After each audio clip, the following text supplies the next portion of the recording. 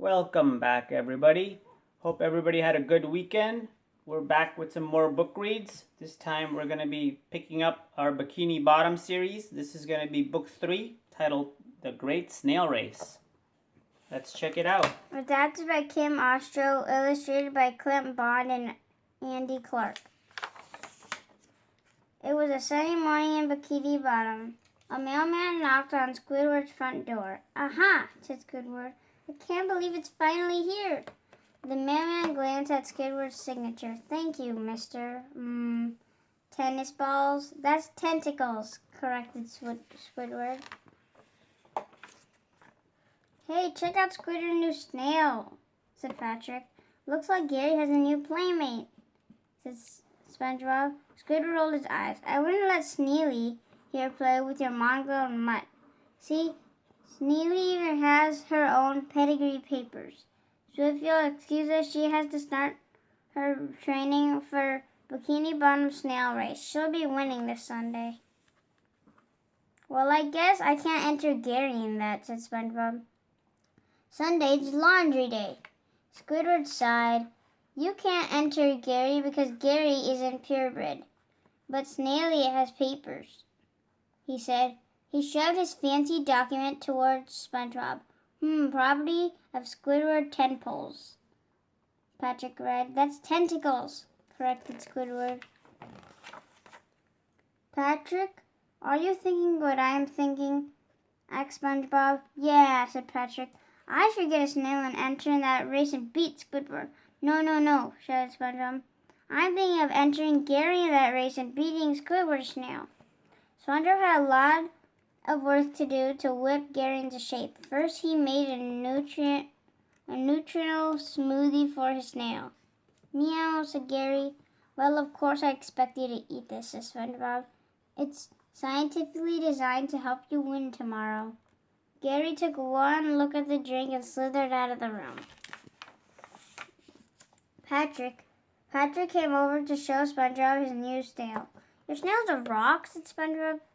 "Yeah, I know," said Patrick proudly. He got nerves of steel. "See you at the race." SpongeBob realized the competition was getting fierce. SpongeBob blew his whistle. "Let's start with some sprints. On your mark, get set, go." Gary barely moved. Come on, Gary," shouted SpongeBob. "You gotta start training if you're going to win." Just then Squidward peeked in.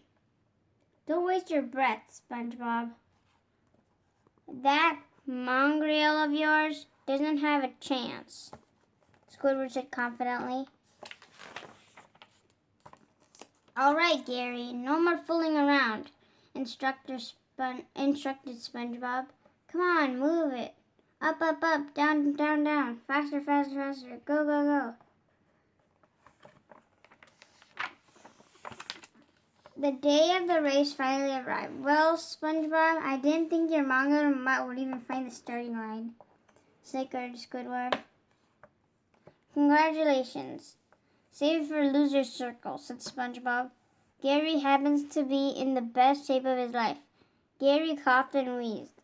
SpongeBob gave Gary his final pep talk. "Listen up. You're the understill. Everyone's already counting on you. Now get out there and win." "Meow," muttered Gary. "On your mark," shouted the referee. "Get set, slither, and they're off," said the announcer. Number 6, Sneely, rockets out of the starting box, leaving the other 2 competitors in the dust. "Go, Sneely, you got it, baby," cried Squidward. SpongeBob was not having the same luck. Gary hadn't budged from the starting gate. "What are you doing, Gary?" shouted SpongeBob. "The race has started. Let's go. Start moving. You're blowing everything we trained for." Patrick's name was also at the starting line. "It's okay, Rocky," Patrick said. "Go when you feel like it." Gary slowly began to move. He panted heavily as he trudged ahead. "Not good enough," shouted his coach. "Faster."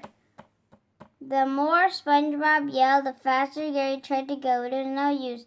Gary was exhausted. "The coach is pushing the snail too hard," said the announcer. Suddenly, Gary's bullshot popped out like a tire. It looks like number 7 has blown out, cried the announcer shortly after Gary's other eye blew. Make that 2, folks, said the announcer. Oh, Gary, you can stop now, said SpongeBob. Gary began to spin out of control and headed straight for the wall. Bam! The crowd gasped. No! Shouted SpongeBob. Hold on, Gary, I'm coming. SpongeBob raced to Gary's side. One of the coaches raced to the track. That is an automatic disqualification. Looks like number 6 has this race all wrapped up. Ladies and gentlemen, to the announcer, Squidward cheered. Come on, Snail, it's all you. Oh, Gary, cried SpongeBob. Why didn't you just say I was pushing you too hard? Meow, said Gary. You did? Said SpongeBob. Oh, Gary, why didn't you tell me I wasn't listening? Meow, said Gary. You did? Oh, Gary, wailed SpongeBob. Suddenly, Squidward's prize Snail stopped racing. She turned back to look at Gary, then rushed to his side. The 2 snails looked into each other's eyes and purred. Oh, my folks, said the announcer. I've never seen anything quite like it. It seems Sneely, the leader, just went back to comfort Gary. Looks like you and me are in-laws, hey, Squidward, said SpongeBob. The crowd cheered at the winner across the finish line. But that's impossible, said SpongeBob. If Sneely didn't win, then who did? The winner is, shouted the announcer, Rocky. The crowd went wild. Patrick started to laugh until he cried. Squidward moaned, my purebred. That cost me $1,700 lost to a rock.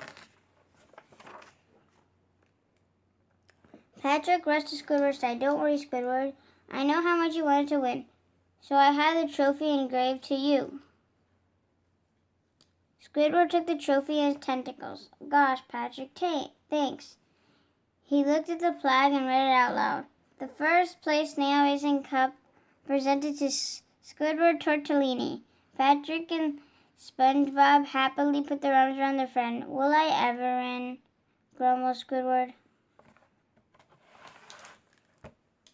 The end.